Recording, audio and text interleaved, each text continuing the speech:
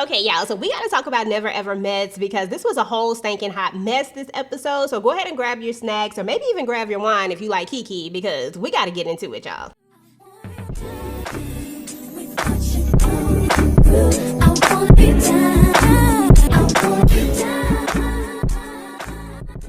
What is up, y'all? What is up? It is your girl, EJ, the TV Junkie, back with another Never Ever METS recap. This is season 2, episode 3.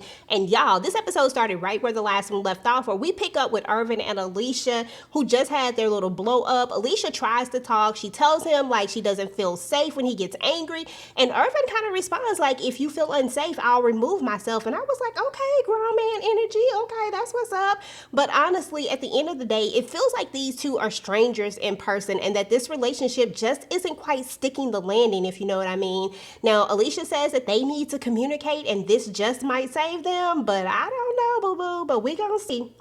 So anyway, let's move on to Kiki and Brandon because Lord have mercy, they was irking my nerves. Now, Kiki was out here sipping and tripping, y'all. Like, seriously. She got so tipsy that she almost hit the floor that night. And Brandon just wasn't feeling it at all. Like, the next morning, they kind of get up. You know, they talk it out. Kiki says that she's not an alcoholic. That's what all the alcoholics say. And that she won't be drinking that day. And I said, okay, girl, well, show him. But let me tell you, 12 hours later, she over here on a glass of wine in her hand talking about this is wine. Ma'am, it's alcohol. Make it make sense. Stop playing with me. Then Brandon was out here cooking for the whole house, y'all. 14 people, and Kiki didn't help him cook. She said she was overheated. She was tired. You know, it was just too much. All the Kama Sutraing was just too much. But then she took herself right on outside and was about to go out by the pool, and we got all these people in here helping him cook, but she don't come in there to help him cook. Talking about, I don't know if I should go in there. Ma'am, what are you talking about right now? Like, Kiki was doing too much for me. Just, she was irking my nerves.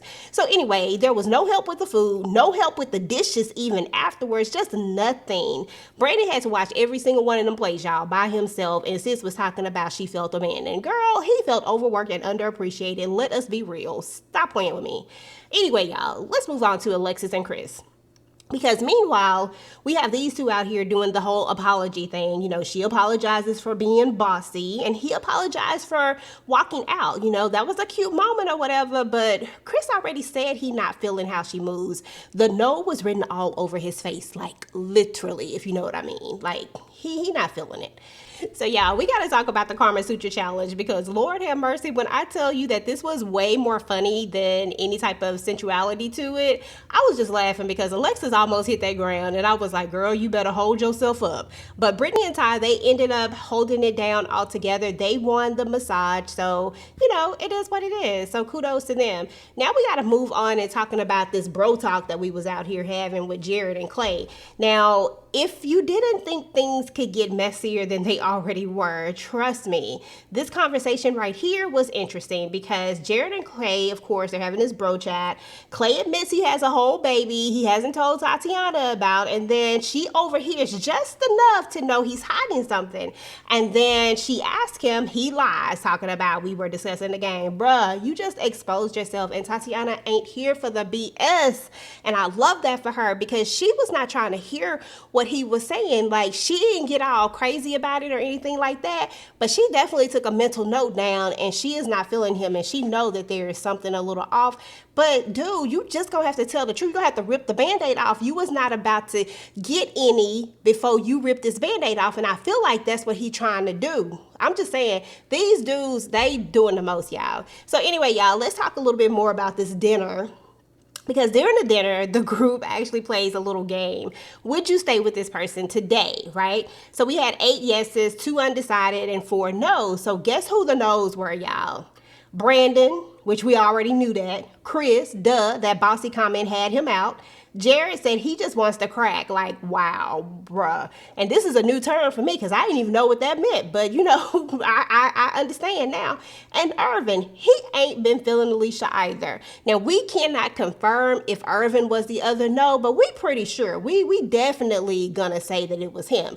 Now, to our understanding, none of the women said no. Now, they did have the 2 undecideds, which I'm pretty sure Alicia was an undecided, and I know that Kiki was an undecided. So that's what I think. And we later, of course, found out that that Charlie was definitely a yes. She was like, hell yes. And I'm like, and this dude, Jared, out here talking about hell no. You talking about hell yes. He like, hell to the no. I said, oh my goodness, this is gonna be interesting.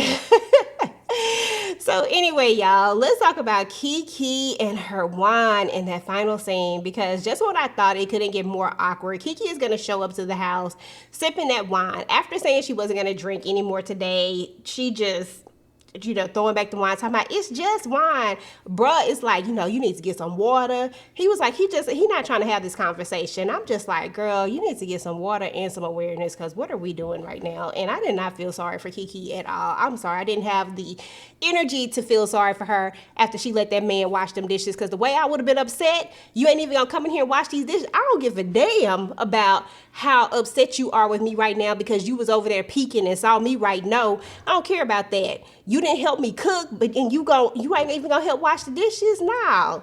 Hell yeah, I'm saying no. Cause why? I'm not gonna be out here washing dishes by myself for all these doggone people. So anyway, y'all, that's what's up with Never Ever Met season 2, episode 3.